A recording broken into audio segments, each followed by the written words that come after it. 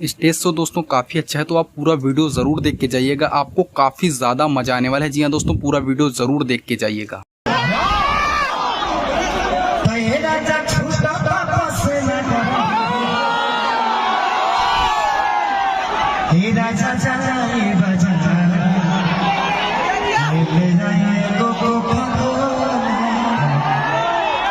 थोड़ा सा इंस्ट्रूमेंट का लाइट दे दीजिए भाई।